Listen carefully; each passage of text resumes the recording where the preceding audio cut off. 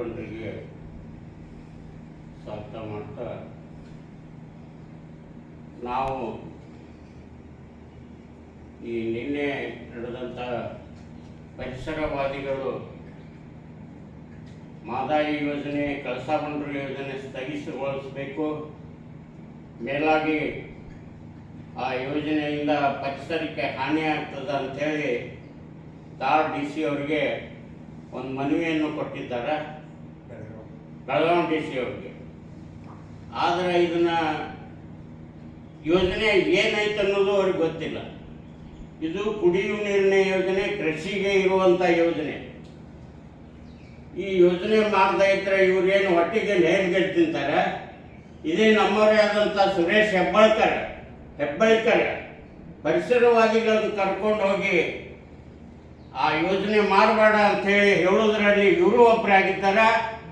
ಅದನ್ನು ನಾವು ಇವತ್ತು ಧಿಕ್ಕರಿಸಿ ಅವರನ್ನು ನಾವು ಉಚ್ಚಾಟನೆ ಮಾಡಬೇಕು ಈ ಒಂದು ರಾಜ್ಯದಿಂದ ಅಂಥೇಳಿ ಈ ವೇದಿಕೆ ಮುಖಾಂತರ ಹೇಳಿ ಬಯಸ್ತಾ ಇದ್ದೀವಿ.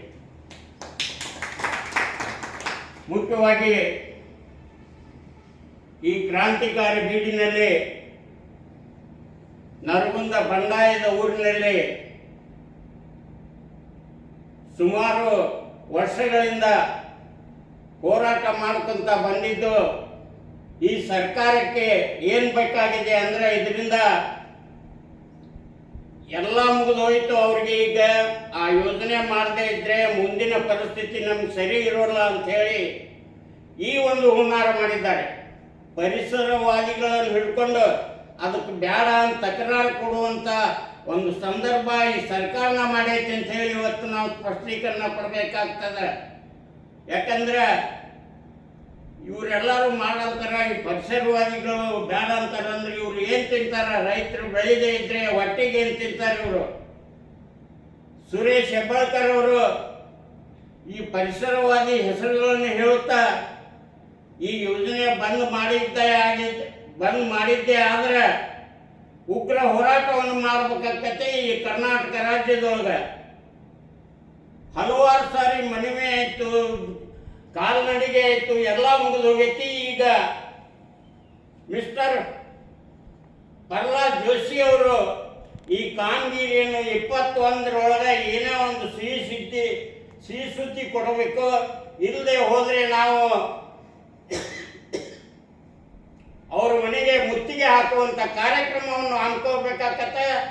ಅದಕ್ಕೋಸ್ಕರ 10ನೇ ತಾರೀಕಿಗೆ ನಾವು ಹುಬ್ಬಳ್ಳಿಯಲ್ಲಿ ಧಾರವಾಡದಲ್ಲಿ ಕಲಾಭವನದಲ್ಲಿ ಮೀಟಿಂಗ್ ಮಾಡಿ ಒಂದು ನಿರ್ಣಯ ತೆಗೆದುಕೊಂಡು 21ರೊಳಗೆ ಮಾನ್ಯ ಪ್ರಹ್ಲಾದ್ ಜೋಶಿ ಅವರು ಈ ಕಾಮಗಾರಿಗೆ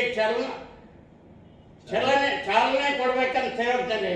ಆದರೆ ಈ ಪ್ರಹ್ಲಾದ್ ಜೋಶಿ ಅವರು ಏನದಾರಲ್ಲ, ಕರ್ನಾಟಕದವರು ಹೌದು ಏನೋ ಅಲ್ಲೋ, ಏನು ಅಫ್ಘಾನಿಸ್ತಾನದಿಂದ ಬಂದಾರೋ, ಈ ನಮ್ಮ ನೀರು, ನಮ್ಮ ನದಿ, ನಮ್ಮ ಹಕ್ಕು, ನೀರಿಗಾಗಿ ನಮ್ಮ ಹಕ್ಕು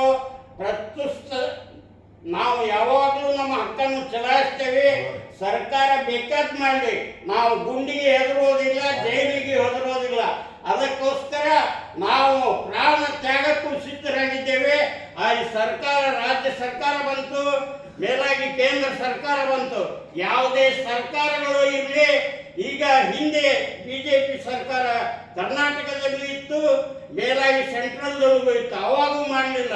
ಅಂದ್ರೆ ಇವರು ರೈತರ ಹೆಸರು ಹೇಳಿ ಚುನಾವಣೆಯಲ್ಲಿ ಓಟ್ ಹಾಕಿಸಿಕೊಂಡು ರೈತರನ್ನು ಮರೆಯುವಂತ ಕಾರ್ಯಕ್ರಮ ಹಮ್ಮಿಕೊಂಡಿದ್ದಾರೆ. ಅದಕ್ಕೆ ಡೂ ಆರ್ ಡೈ.